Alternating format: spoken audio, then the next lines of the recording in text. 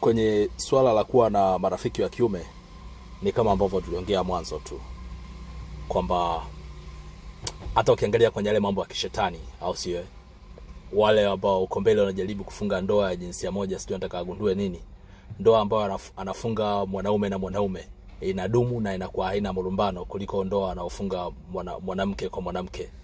Ni mambo ambayo yanapingwa, ni laana, lakini naomba tunitolee mfano.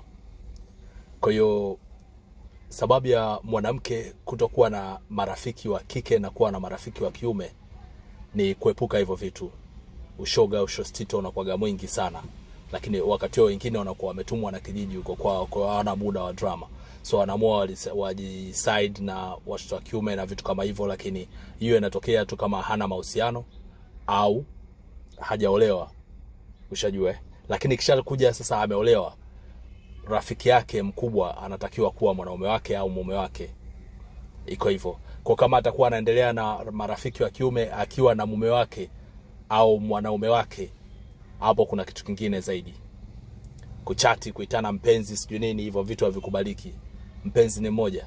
Na unajua kwamba kumuita mpenzi mwanaume ambaye sio mpenzi wako, au kumuita mpenzi mwanamke ambaye sio mpenzi wako, nao ni aina nyingine ya kuchita.